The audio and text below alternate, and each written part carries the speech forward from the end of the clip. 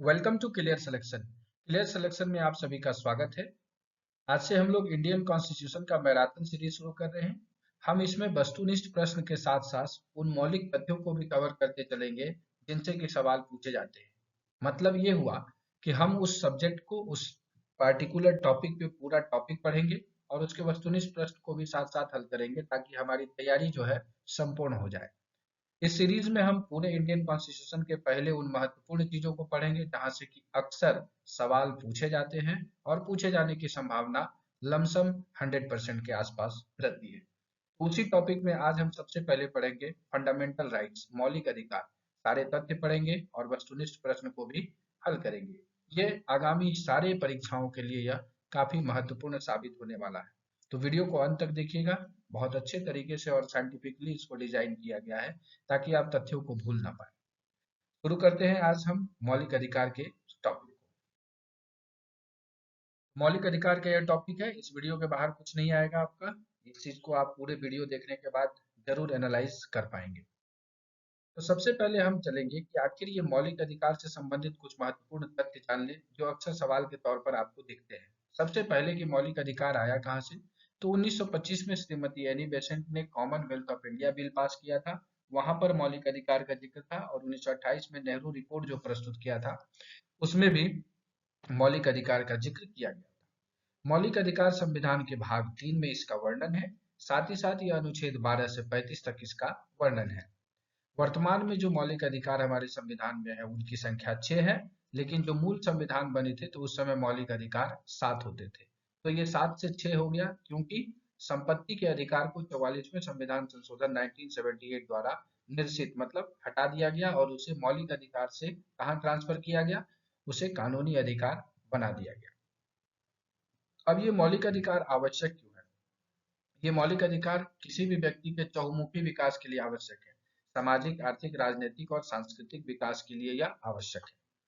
इसे संविधान का मैग्ना कार्टा भी कहते हैं। सवाल भी पूछा गया है कि संविधान का मैग्ना कार्टा किसे कहा जाता है? मौलिक अधिकार, मौलिक कर्तव्य, राज्य के नीति निर्देशक तत्व या आपातकालीन व्यवस्था। तो सही उत्तर हो जाएगा मौलिक अधिकार को कहा जाता है। विधायिका और कार्यपालिका की शक्तियों को मर्यादित किया जाता है, मतलब विधायिका और कार्यपालिका अपनी शक्तियों का दुरुपयोग न कर पाए उसके लिए भी मौलिक अधिकार काम करता है। और अगर कोई मर्यादित चीजों को मतलब कि मौलिक अधिकार का हनन कर लेता है तो हम न्यायालय के शरण में जा सकते हैं। तो यह है क्लियर सिलेक्शन की तरह पढ़ना, मतलब पढ़े ऐसा जैसे सिलेक्शन हो आपका।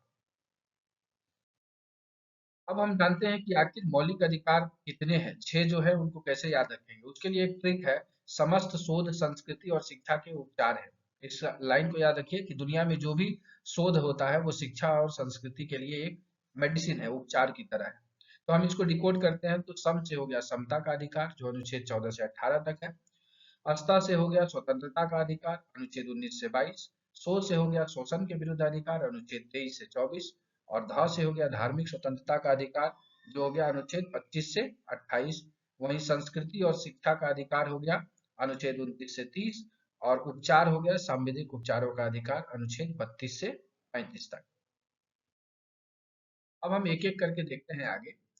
तो ये ट्रिक आपको बार बार दिखेगा, समझ शोध संस्कृति और शिक्षा की उपचार है। तो समता का अधिकार अनुच्छेद 14 से 18 तक है। तो अनुच्छेद 14 से 18 तक किस चीज का वर्णन है, यहाँ से भी सवाल पूछे जाते हैं। तो सबसे पहले आता है अनुच्छेद 14, विधि के समक्ष समता। समता, विधि के समक्ष समता का मतलब ये हुआ कि जो कानून है उसके सामने सभी बराबर है, चाहे अंबानी का बेटा चोरी करे चाहे हम चोरी करें, दोनों पर 379 ही लगेगा आईपीसी। तो ये अनुच्छेद 14 कहता है। अनुच्छेद 15, धर्म, मूल, वंश, जाति, लिंग या जन्म स्थान के आधार पर विभेद का प्रतिषेध किया गया है। मतलब ये 5 चीजों को आपको याद रखना है। इन 5 चीजों पर प्रतिषेध दिया गया। कैसा?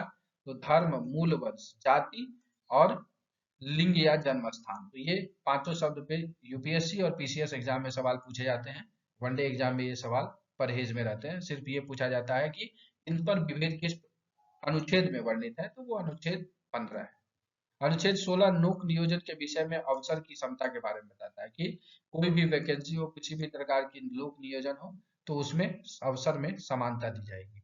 वही अनुच्छेद 17 कहता है अस्पृश्यता का अंत, अस्पृश्यता का अंत। और अनुच्छेद 18 में है उपाधियों का अंत। जो भी राय बहादुर ये सब उपाधि दी जाती थी उनको जो है खत्म कर दिया गया है। अब जो उपाधि दिया जाता है जैसे पद्मश्री, पद्म विभूषण, वो अनुच्छेद 18 के तहत ही दिया जाता है। तो ये हो गया समता के अधिकार में अनुच्छेद 14 से लेके 18 तक। अब आएंगे हम दूसरे पर। दूसरा है आपको स्वतंत्रता का अधिकार, अनुच्छेद 19 से लेकर 22 तक। अनुच्छेद 19 में हमको वाक स्वातंत्र आदि विषयों के लिए कुछ अधिकारों का संरक्षण है। कैसे संरक्षण है? इसमें दो तरह के अधिकार दिए गए हैं। 19 के क्लॉज 1 में कहा गया है कि क्या क्या आपको अधिकार है, और उसके खंड 2 में मर्यादाएं दी गई है कि क्या क्या चीज आप वाक और अभिव्यक्ति की स्वतंत्रता में बोल सकते हैं और क्या आप नहीं बोल सकते हैं। इन सब चीजों का जिक्र दिया गया है। जैसे कोई ऐसा बात नहीं बोल सकते जो देश की राष्ट्रीय और एकता अखंडता को क्षति पहुंचाए, तो उन चीजों के लिए मर्यादा लगाया गया है।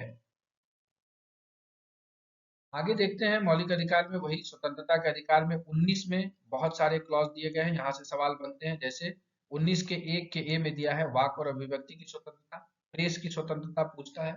आरटीआई जो अधिनियम है किस अनुच्छेद के तहत बना है, ये भी पूछा जाता है। तो ये आपको हो गया अनुच्छेद 19 के 1 का ए से। बी में दिया गया है कि आप शांतिपूर्ण ढंग से निरायुध मतलब बिना हथियार के सम्मेलन कर सकते हैं। सी में देता है समुदाय एवं संघ बनाने की स्वतंत्रता, जो एसोसिएशन वगैरह हम क्रिएट करते हैं उसके तहत। फिर इसमें 97th अमेंडमेंट करके कोऑपरेटिव सोसाइटी सहकारी समितियों को जोड़ा गया 97th अमेंडमेंट करने के बाद 2011 में। डी में दिया गया भारत के राज्य क्षेत्र में सर्वत्र आबाद संचरण करने की व्यवस्था, मतलब आप जो है पूरे भारत में कहीं पर भी संचरण घूम सकते हैं। ई में दिया गया निवास की स्वतंत्रता की आप कहीं पर भी पूरे भारत में निवास कर सकते हैं।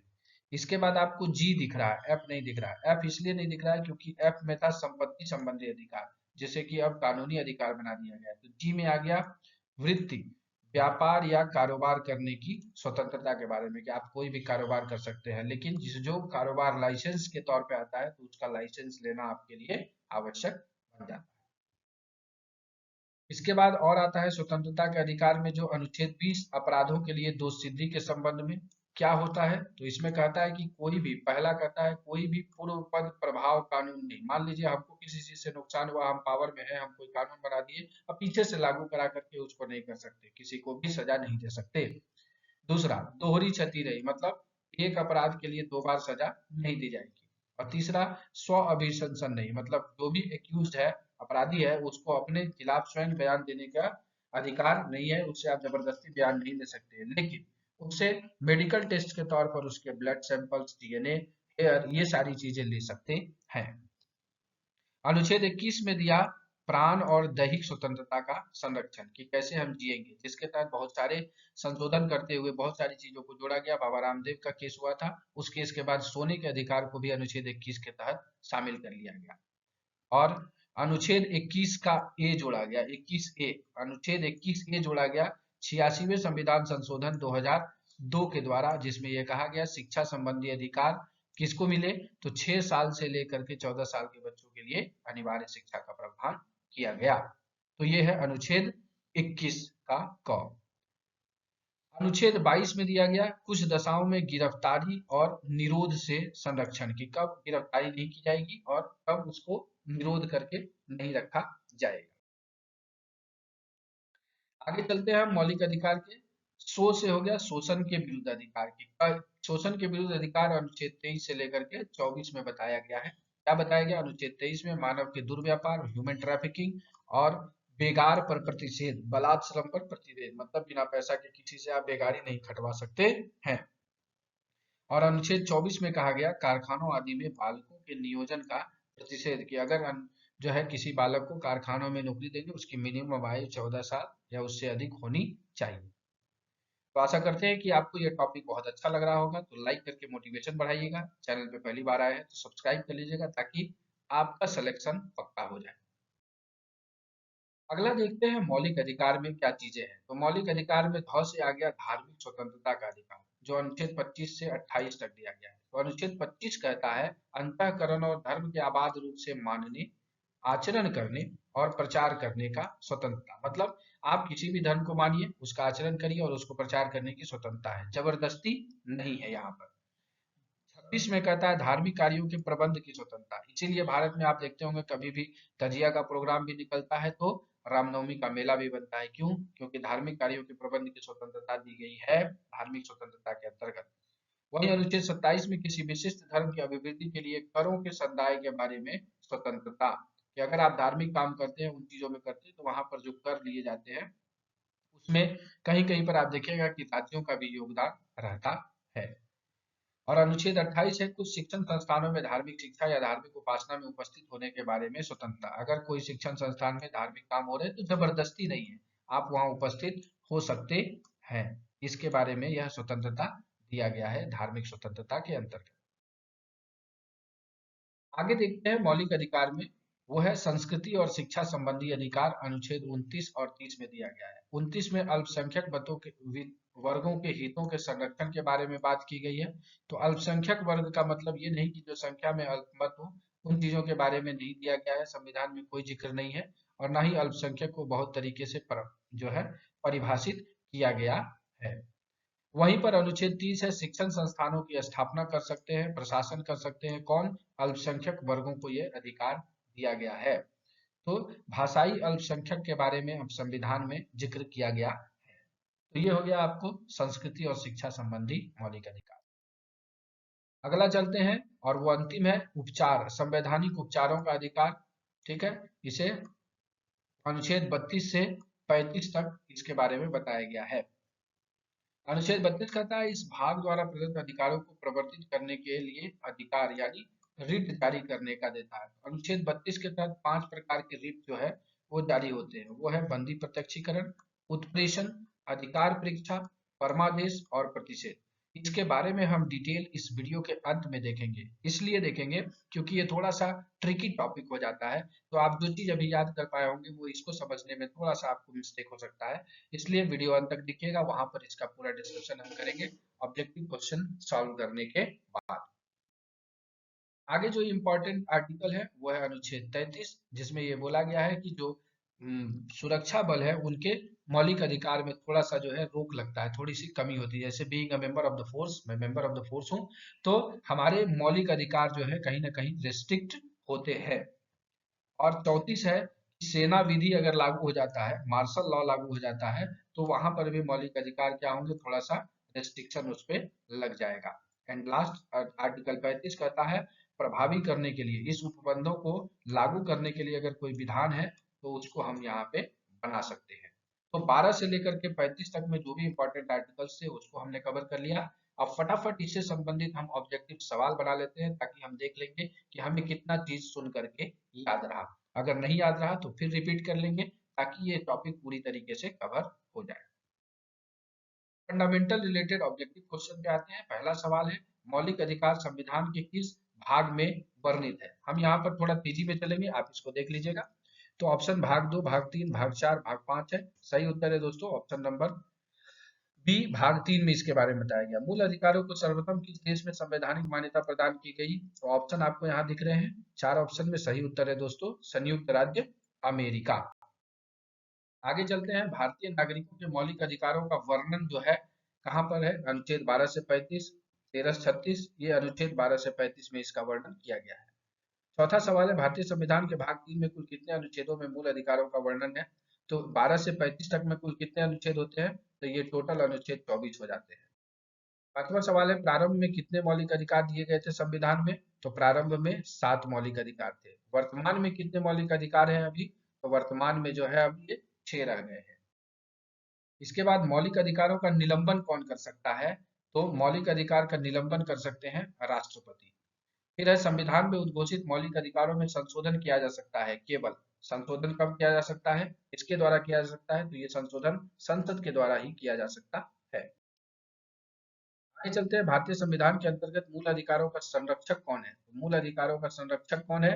न्यायपालिका जो है, ठीक है, उच्च न्यायालय और सर्वोच्च न्यायालय। मूल अधिकारों को प्रवर्तित करने की शक्ति किसके पास है? तो ये है उच्चतम और उच्च न्यायालय दोनों को है। समानता का अधिकार भारतीय संविधान के किस अनुच्छेदों में वर्णित है? तो हमने पढ़ा है इसको, समानता का अधिकार अनुच्छेद 14 से लेकर 18 तक वर्णित है। वहीं छुआछूत उन्मूलन से संबंधित कौन सा अनुच्छेद है? अनटचेबिलिटी से, तो वो है अनुच्छेद 17। अक्सर ये पूछा जाता है कि संविधान के किस अनुच्छेद के प्रावधानों के अंतर्गत भारत सरकार द्वारा भारत रत्न, पद्म विभूषण आदि प्रदान किया जाता है। तो हमने आपको वीडियो में बताया भी कि अनुच्छेद 18 के तहत जो है ये प्रदान किया जाता है। भारत का संविधान स्पष्टतः प्रेस की आजादी की व्यवस्था नहीं करता है, लेकिन आजादी जो है प्रेस की संपन्नता किस अनुच्छेद के तहत है, ये भी हमने आपको बताया। अनुच्छेद 19 के 1 के ए के तहत जो है प्रेस की आजादी है, आरटीआई है, ये सारे चीज वहीं से है। स्वतंत्रता का अधिकार संविधान के किस अनुच्छेद में वर्णित है, तो ये अनुच्छेद 19 से 22 तक वर्णित है। वहीं इनमें से कौन मौलिक अधिकार नहीं है, तो इसमें बोलने का अधिकार मौलिक अधिकार है, व्यवसाय का अधिकार मौलिक अधिकार है, धर्म का अधिकार मौलिक अधिकार है, लेकिन हड़ताल पे जाने का अधिकार जो है ये मौलिक अधिकार में नहीं आता है। आगे है, भारतीय संविधान का कौन सा अनुच्छेद व्यक्ति के विदेश यात्रा के अधिकार को संरक्षण प्रदान करता है, तो आर्टिकल 21 जो है प्राण एवं दैहिक स्वतंत्रता है वो इसको करता है। यूपीएससी में एक सवाल पूछा गया कि भारत में वयस्क जो है 18 साल से अधिक उम्र वाले को अपने से शादी करने का अधिकार किस आर्टिकल के तहत है, तो आर्टिकल 21 के तहत ही आता है। कहता है किन अनुच्छेदों में शोषण के विरुद्ध अधिकार का वर्णन है, तो ये हो गया आपको अनुच्छेद 23 और 24 में। कारखानों में काम करने वाले को कोई व्यक्ति नियुक्त नहीं कर सकता जिसकी आयु, मतलब बालकों की आयु कितनी होनी चाहिए, मिनिमम कारखानों में 14 वर्ष होनी चाहिए। निम्न में से किन अनुच्छेदों में धार्मिक स्वतंत्रता का अधिकार वर्णित है, तो धार्मिक स्वतंत्रता का अधिकार 25 से 30 में वर्णित है।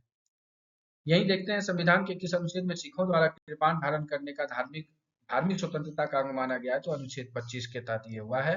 भारतीय संविधान का कौन सा अनुच्छेद अल्पसंख्यकों को अपने पसंद के शिक्षण संस्थानों को स्थापित करने और संचालित करने का अधिकार देता है, तो ये देता है अनुच्छेद 29 और 30।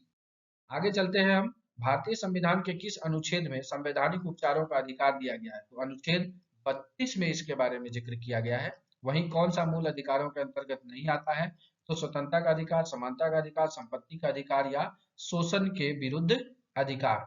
तो इसमें सही उत्तर है दोस्तों संपत्ति का अधिकार।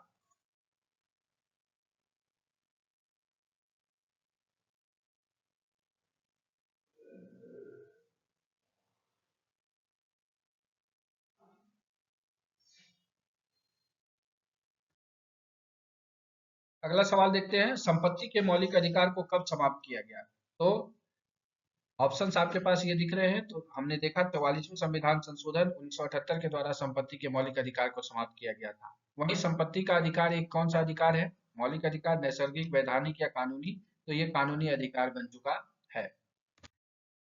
आगे आते हैं, संपत्ति के अधिकार को मूल अधिकार की श्रेणी से हटाकर किस अनुच्छेद के अंतर्गत रखा गया, तो यहाँ मूल अधिकार से हटा करके इसको 300 के ए आर्टिकल में रखा गया, अनुच्छेद में रखा गया। और किस वाद ने संसद को मौलिक अधिकारों में संशोधन करने का अधिकार दिया, तो केशवानंद भारती, गोलकनाथ, राजनारायण बनाम इंदिरा गांधी या सज्जन कुमार, तो केशवानंद भारती केस में जो है संशोधन करने का अधिकार दिया गया।